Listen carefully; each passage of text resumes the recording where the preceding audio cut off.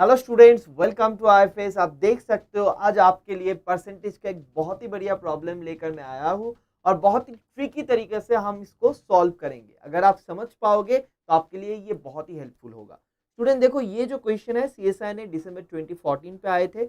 A person sells two objects at ₹1035 each. On the first object he suffers a loss of 10%, while on the second object he gains 15%.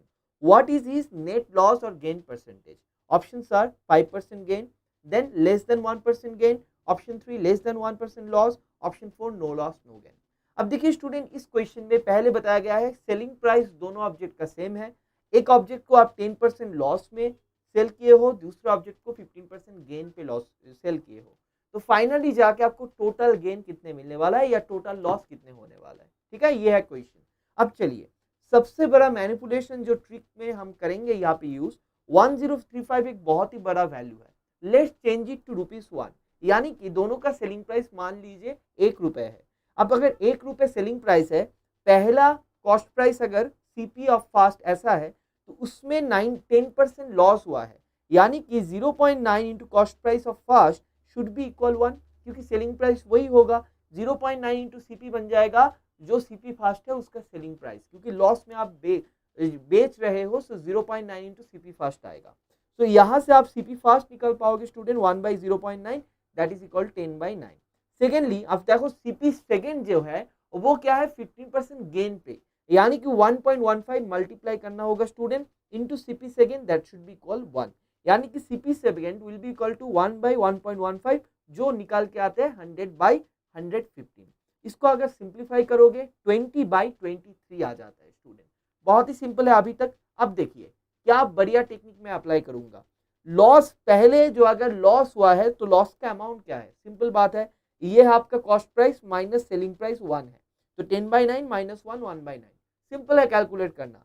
Profit अगर यहाँ पे हुआ है, profit का amount क्या है student, selling price है 1, cost price बन गया 20/23, तो 3/23।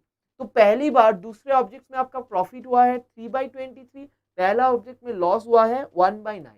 तो अल्टीमेट प्रॉफिट कितना बन जाएगा स्टूडेंट, देखो 3/23 माइनस 1/9, 3/23 आप अर्न किए हो और 1/9 आपके पॉकेट से चला गया, लॉस हुआ है। So basically this is the total profit amount divided by total cost price, यानी कि 10/9 प्लस 20/23 इंटू 100%। अब देखिए कैलकुलेशन कितना ईजी है, 9 और 23 में कोई कॉमन नहीं है। अब इसको नीचे कैलकुलेट भी करना नहीं है, सिर्फ ऊपर आप न्यूमरेटर को सोचिए, क्योंकि नीचे 9 इंटू 23 होगा, वो ऊपर और नीचे क्रॉस कैंसिल हो जाए। Now what will happen, 9 into 3 27 minus 23, ऊपर पे 4 आ गया।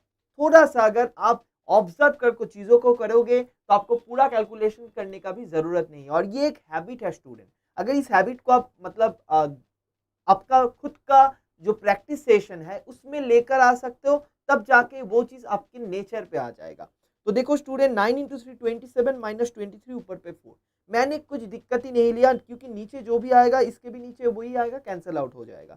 नीचे देखिए 23 इंटू 100 230 प्लस 9 इंटू 20 180, सो 180 प्लस 230 बिकम्स 410। स्टूडेंट देखो 4/410 मल्टीप्लाइड बाई 100%, यानी कि ऊपर पे 400 होगा, नीचे 410 होगा। 400/410 में न्यूमरेटर छोटा है, मतलब सिंपल बात है, option 2 will be the answer, क्योंकि ये लेस देन 1% हो जाएगा और प्रॉफिट परसेंटेज बता रहा है तो गेन होगा। आया ना मजा स्टूडेंट इस क्वेश्चन को करके, इसको बहुत अच्छे से समझ लेना, आपके लिए बहुत ही हेल्पफुल होगा। तो thank you so much students and happy learning.